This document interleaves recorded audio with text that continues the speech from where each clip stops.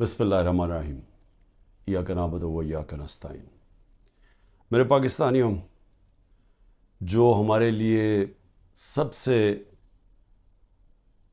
تشویشناک چیز ہم سب کے لیے ہے وہ کیا ہے؟ 12 لاکھ پاکستانی جب سے یہ حکومت آئی ہے ملک چھوڑ کے چلے گئے۔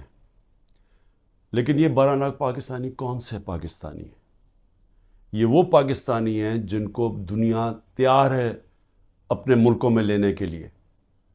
یورپ، امریکہ، کینیڈا، یہ اس طرح کے ملک یہ تیار ہیں ان کو لینے کے لیے، کیونکہ پروفیشنلز ہیں۔ یہ وہ لوگ ہیں جن کی ڈیمانڈ ہے دنیا سے باہر، یہ کہیں بھی جا سکتے ہیں۔ اور یہ کیونکہ یہ پروفیشنلز ہیں، ان کی کوئی ڈاکٹرز ہیں، کوئی اب لسٹ ہے پوری، کوئی انجینئرز ہیں، یعنی وہ لوگ جو ایک معاشرے کو آگے بڑھاتے ہیں، جو ایک معاشرے کی ترقی کے اندر پورا حصہ لیتے ہیں، وہ لوگ ہیں جن کو اس ملک کی بہت ضرورت تھی۔ اب وہ چھوڑ کے چلے گئے۔ 12 لاکھ لوگوں کا جانا صرف یہی نہیں کہ یہ وہ لوگ ہیں جن کو آرام سے ویزا بھی مل گیا، ان کو آرام سے ان کو نوکریاں بھی باہر مل گئی۔ یہ وہ لوگ ہیں جو پھر اپنا پیسہ بھی باہر لے کے گئے ہوں گے، کیونکہ خالی ہاتھ تو نہیں جانا تھا، تو انہوں نے پھر یہاں سے روپیوں کو ڈالرز میں کنورٹ کیا اور پھر ڈالرز باہر لے کے گئے۔ تو سوچیں کہ اس کی کتنا نقصان ہوا ہوگا پاکستان کو۔ اب یہ سوچیں کہ یہ کیوں ہو رہا ہے، کیوں لوگ چھوڑ کے جا رہے ہیں۔ وہ لوگ، پھر سے میں کہتا ہوں کہ جو ایک ملک کی ترقی کی بنیاد رکھتے ہیں وہ جا رہے ہیں۔ وہ اس لیے جا رہے ہیں کہ ان کی امید ختم ہو گئی ہے ملک سے۔ یہ امید کیوں ختم ہوئی ہے؟ یہ امید اس لیے ختم ہوئی ہے کہ جو 30 سال سے اس ملک کو تباہی کے اندر جن کا پورا ہاتھ تھا، جو چوری کر کر کے ملک کا پیسہ منی لانڈر کر کے باہر لے کے جا رہے تھے، جن کے اوپر کرپشن کے کیسز کے اوپر کتابیں لکھی ہوئی تھیں، جن کی دنیا کے باہر ان کے اوپر ڈاکیومنٹریز، 2 BBC کی ڈاکیومنٹریز بنی تھی، جن کے اوپر باہر کے اخباروں کے اندر ان کی چوری کا لکھا ہوا تھا، اور کتابیں 3-4 کتابیں ہیں جو لکھی گئیں، جس میں کیپٹلزمز ایکلیز ہیل، ایک ریمنڈ بیکر کی کتاب، اس کے اندر لکھا ہوا ہے کہ ان کے جو پہلے دور میں 90 کی دہائی میں انہوں نے کتنا پیسہ چوری کیا تھا اور ملک سے باہر لے کے گئے تھے۔ تو یہ وہ 2 مافیاز، ان کو اوپر آ کے بٹھا دیا۔ لوگوں نے تھوڑی دیر سوچا کہ چلیں جی ٹھیک ہے، الیکشن آئے گا تو ہم ان کو اپنا، تب ان کے خلاف کھڑے ہوں گے۔ پھر جب انہوں نے دیکھا کہ پولیٹیکل انجینئرنگ ہو رہی ہے یہاں، اور جو ملک کی اسٹیبلشمنٹ ان کے ساتھ کھڑی ہو گئی ہے، اصل مایوسی تب ہوئی ہے کہ وہ لوگ جو یہ سمجھتے تھے کہ اس ملک کی اسٹیبلشمنٹ چلے جیسی بھی ہے، اس نے غلطیاں کی ہوگی، مارشل لا لگے ہوں گے، لیکن وہ ملک کا سوچتی ہے، کیونکہ ان کا جینا مرنا پاکستان میں، ان کے انٹرسٹ پاکستان میں۔ تو جب وہ ان لوگوں کے ساتھ کھڑی ہو گئی اور پولیٹیکل انجینئرنگ شروع کر دی ان لوگوں کو پھر سے جتانے کی، اور مایوسی تب چھائی، نا امیدی اور مایوسی کب چھائی کہ جب انہوں نے تماشا دیکھا کہ جو ملک کی سب سے بڑی پارٹی ہے، 70% سے زیادہ جس کی ایکسیپٹیبلٹی آج پاکستان میں ہے، ساری سرویز کہہ رہی ہیں کہ یہ پارٹی جیتے گی اور قوم اس کے ساتھ کھڑی ہے، 37 میں سے 30 بائی الیکشن یہ جیت جاتی ہے پارٹی، اس کے باوجود کہ اسٹیبلشمنٹ ان کے ساتھ کھڑی ہوتی ہے، اس کے باوجود عوام بتا دیتی ہے کہ وہ کیا چاہتی ہے۔ جب وہ دیکھتے ہیں کہ اس پارٹی کو کرش کرنے کی کوشش کی جا رہی ہے، اس کے اوپر ہر حربہ استعمال کیا جا رہا ہے، پورا 9 مئی کا ڈرامہ جو انشاءاللہ مجھے کبھی بھی موقع ملا میں ثابت کروں گا کہ وہ سارا ڈرامہ کیا گیا تھا PTI کو کرش کرنے کا۔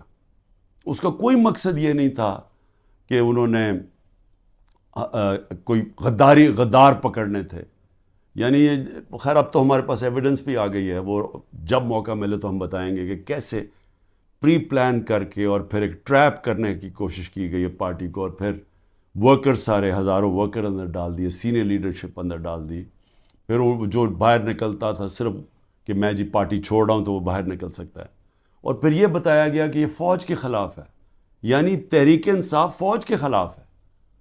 کون اپنی فوج کے خلاف ہوگا؟ اچھا، اور کون اپنی فوج کے اوپر حملہ کرے گا؟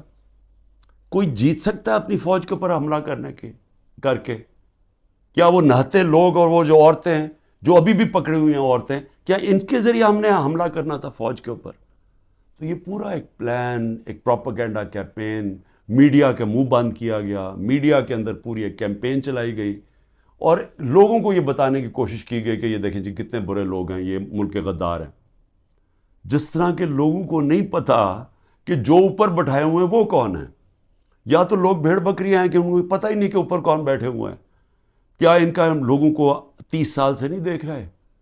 کیا وہ لوگ جو ملک کا پیسہ چوری کر کے باہر لے کے جاتے ہیں اور جن کے بڑے بڑے محلات ہیں، جن کا بڑا اچھا رہن سہن ہے، جن کی بزنسز ہیں، جن بچے باہر ہیں، علاج باہر ہیں، چھٹیاں باہر ہیں، کیا وہ ملک سے زیادہ پیار کرتے ہیں؟ لیکن وہ لوگ جن کا جینا بھر رہا پاکستان میں وہ غدار ہے. تو کیا یہ قوم مان لے گی؟ اور مایوسی اس لیے کہ پولیٹیکل انجینئرنگ کی جا رہی ہے پی ٹی آئی کو کرش کر کے کہ یہ لوگوں کو پھر سے لے کے آئیں. اور پھر یہ جو نئے کوششیں ہو رہی ہیں کہ جی نئی پارٹیز بنائی جا رہی ہیں اور پی ٹی آئی کے لوگوں کو ادھر دھکیلا جا رہا ہے، کیونکہ انہیں یہ پتہ ہے کہ پی ٹی آئی کے لوگوں نے ان دونوں پارٹیز کو تو پاس جانا نہیں، کیونکہ سب کو پتہ ہے ان کا ووٹ بینک ہی نہیں ہے. تو پھر پی ٹی آئی کا کوئی جی یہ جو آج نئی بھی پارٹی بنی ہے اور پھر اس سے پہلے بھی کہ پی ٹی آئی لوگوں کو وہاں دھکیلا جائے. اب میں صرف مجھے حیرت ہوتی ہے کہ جو بھی یہ پلاننگ کر رہے ہیں، جو بھی یہ سوچ ہے اس کے پیچھے، کوئی ان کو تو کوئی ان کا احتساب ہوگا کہ یہ کر کیا رہے ہیں ملک کے ساتھ؟ کیا ان میں عقل ہے، سیاست کی سمجھ ہے، کیا ملک کی تاریخ کی سمجھ ہے، کیا ان کے پاس تعلیم ہے؟ تربیت تو مجھے پتہ نہیں ہے، کیونکہ جن کے پاس تربیت ہو وہ یہ نہ کریں جو حربے استعمال کیے جا رہے ہیں. لوگوں کے گھر توڑے جا رہے ہیں، بچوں کا نہ دیکھتے ہیں، نہ بوڑھوں کا دیکھتے ہیں، بزرگوں کا نہیں دیکھتے، عورتوں کا نہیں دیکھتے، بزنسز بند کر رہے ہیں، ہر قسم کی بلیک میل کی جا رہی ہے جو پاکستان کی تاریخ میں کوئی تصور بھی نہیں کر سکتا یہ ہو سکتا ہے. کسی پاکستان کی پولیٹیکل پارٹی کے ساتھ آج تک وہ نہیں ہوا جو آج ہمارے ساتھ کیا جا رہا ہے. اور ان لوگوں کو دھکیلا جا رہا ہے بلیک میل کر کے کہ وہ اس پارٹی میں چلے جاؤ اور اس پارٹی میں چلے جاؤ. اور لوگوں کی شکلیں دیکھیں جو جا رہے ہیں ان پارٹیز میں، وہ ایسے لگ رہا ہے کہ جیسے لوگوں کو دھکیل رہے ہیں پھانسی دینے کے لیے، یعنی وہ اپنی خودکشی کرنے جا رہے ہیں. یہ ایسے لگ رہا ہے، وہ خوشی سے نہیں جا رہے. جب لوگوں کو لے کے اس طرح لے کے جا رہے ہیں بلیک میل کر کے، زیادہ تر بلیک میل کر رہے ہیں، اور ان ساروں کو کئی تو دو تو میں دیکھ رہا تھا جیل سے سیدھا وہاں لے گئے ہیں. تو وہ کیوں اس طرح ان کی شکلوں میں خوشی کیوں نہیں ہے؟ کیونکہ ان کو پتہ ہے کہ ان کی سیاسی موت ہے. ان کو پتہ ہے کہ پبلک نے ان کو ووٹ نہیں کرنا. اور اگر کسی کو شک ہے تو یہ انشاءاللہ جب بھی، اب تو الیکشن لگ رہا ہے کہ انشاءاللہ ہو ہی جائیں گے، وہ جب بھی الیکشن ہوں گے تو آپ کو نظر آ جائے گا کہ لوگوں نے ووٹ کس کو ڈالنی ہے.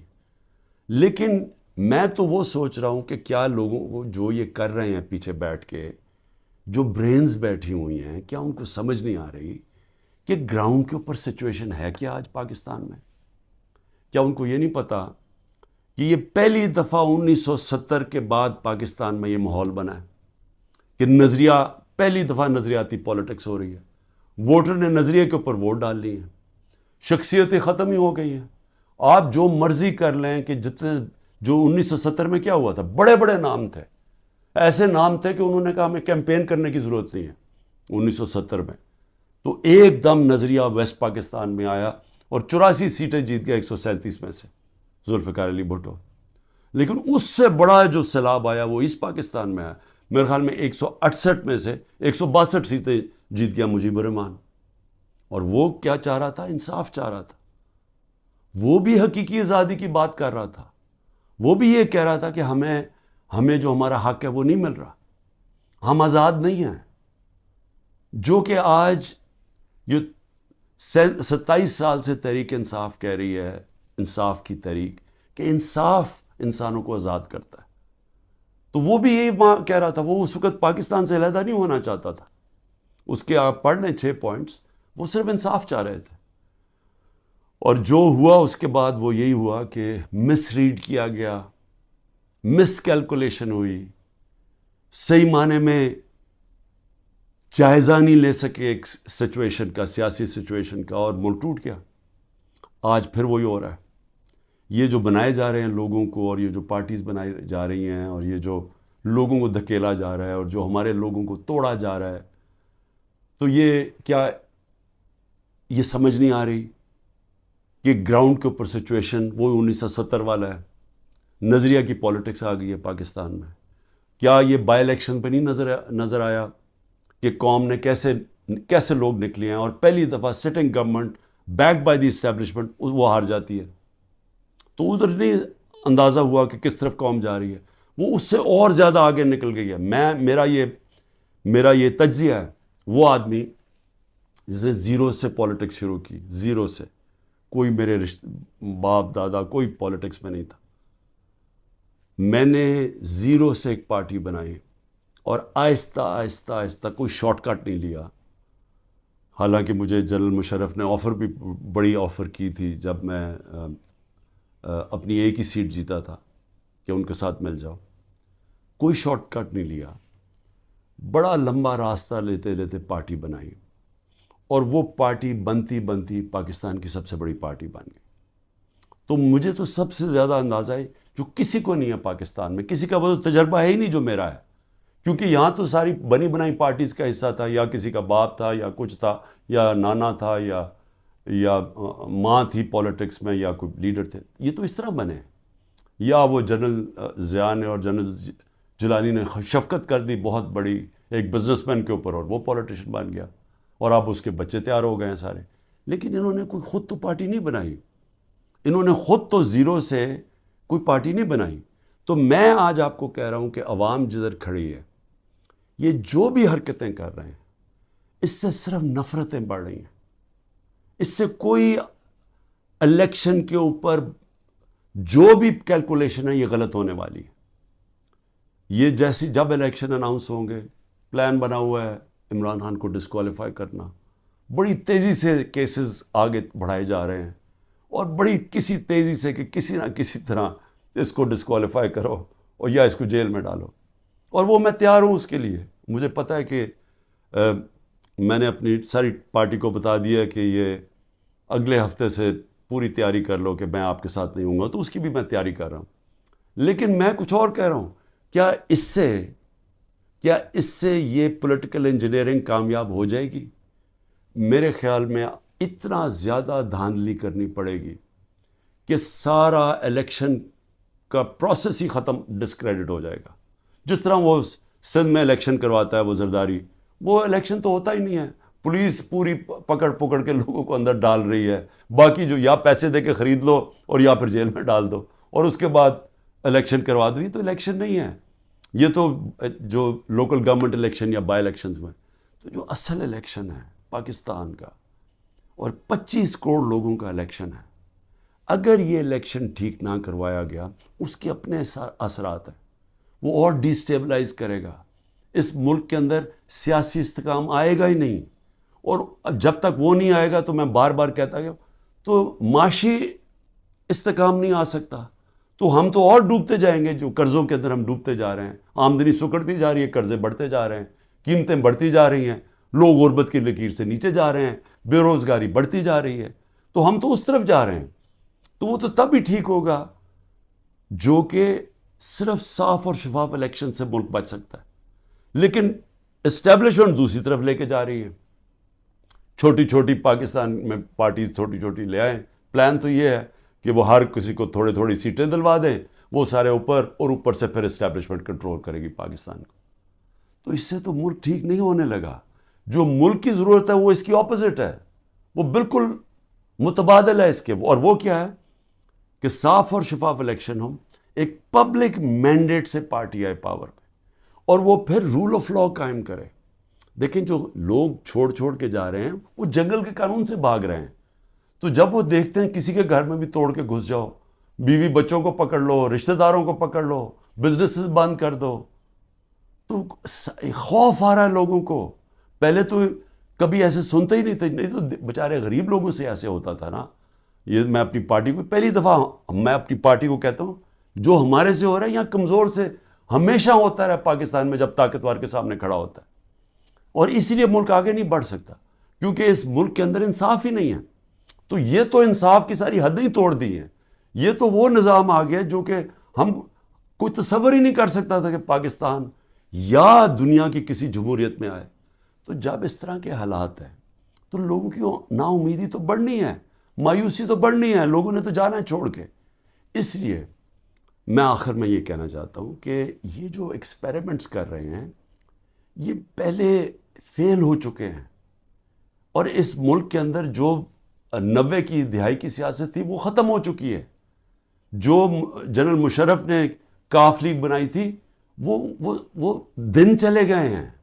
یہ دوسرا دور آ گیا, اور اس دور کے اندر سب سے ایک ہی راستہ ہے کہ صاف اور شفاف الیکشن کروائیں اور اس ملک کے اندر اسٹیبلٹی لے کے آئیں, ایک سیاسی استحکام آئے, اور اس کے بعد پھر معیشت کو ٹھیک کریں اور ملک کے اندر وہ ریفارمز کریں. اس ریفارمز کے بغیر پاکستان اس دلدل سے اب نہیں نکل سکتا. پاکستان کو سرجری چاہیے. اس ملک کو اب ہم وہاں پہنچ گئے ہیں کہ اگر ہم نے اپنے سارا گورننس سسٹم نہ چینج کیا, ہم نے سارا انصاف کا نظام نہ ٹھیک کیا, ہم نے جو ہمارے گورنمنٹ کارپوریشنز ہیں جو جس طرح وہ اس وقت بوجھ بنے ہوئے ہیں, ہم نے جب تک نچلی سطح کے لوگوں کے اوپر اب ان کی مدد کرنے کے لیے پروگرامز نہ بنائے تاکہ ان کو ہم سہارا دیں, کیونکہ اب جو مہنگائی آ گئی ہے لوگ کیسے گزارا کر سکتے ہیں. اور جو ہم نے ہیلتھ کارڈ لے کے آئے تھے, سوچیں کہ پہلے ہی گزارا نہیں ہو رہا, تو اگر بیماری ہوگی گھر میں تو اگر آپ ہیلتھ کارڈ ہی لے جائیں گے, ہیلتھ انشورنس, وہ کیسے گزارا کریں گے. تو کیسے ہم نے نچلی سطح کے لوگوں کو اب پروٹیکٹ کرنا ہے, ان کو ہم نے معاشی طور پہ ان کی حفاظت کرنی ہے ٹارگیٹڈ سبسڈی سے. کیسے ہم نے اپنے ملک کے اندر ڈالرز کی انٹیک بڑھانی ہے, وہ کون سے قدم ہیں. کیسے ہم نے خرچے کم کرنے ہیں. کیسے ہم نے اپنا گورننس سسٹم ایسا کرنا ہے کہ باہر سے انویسٹر پاکستان آ سکیں. کیسے ان کو اعتماد دینا ہے اپنے رول آف لا پہ کہ ہمارے یہاں اس ملک کے اندر آپ اگر اپنی سرمایہ کاری کریں گے تو ہم اس کی حفاظت, ہمارا قانون اس کی حفاظت کرے گا, لیول پلینگ فیلڈ دے گا, وہ کنڈیشنز دے گا کہ جب اب مثلا چائنا سے جب انڈسٹری ہم چاہتے تھے کہ پاکستان آئے, تو میری جب پریمیئر لی سے ان کے بات ہوئی تو انہوں نے مجھے کیا کہا, انہوں نے کہا دیکھیں مسئلہ یہ ہے کہ پاکستان میں ہمارے سارے انڈسٹریز کہتے ہیں کہ ٹائم بہت لگتا ہے, یہاں کام ہی نہیں ہوتا آپ کی, بڑا سلو ہے آپ کا سسٹم. جبکہ وہ ویتنام جاتے ہیں, اور وہ بنگلہ دیش کی بھی بات کر رہا تھا کہ وہاں بڑی جلدی ان کا کام ہو جاتا ہے انویسٹر کے لیے. تو ایک انویسٹر کے پاس ٹائم نہیں ہوتا. تو یہ ہمیں ساری اصلاحات کرنی پڑیں گی, اور اس کے لیے سب سے بڑی ضرورت ہے کہ صاف اور شفاف الیکشن سے ایک مضبوط, ایک سٹیبل حکومت آئے. سٹیبلٹی اب صرف ایک طرح ہی آئے گی, صاف اور شفاف الیکشن, اور یہ پولیٹیکل انجینئرنگ کو مسترد کیا جائے. پاکستان زندہ باد.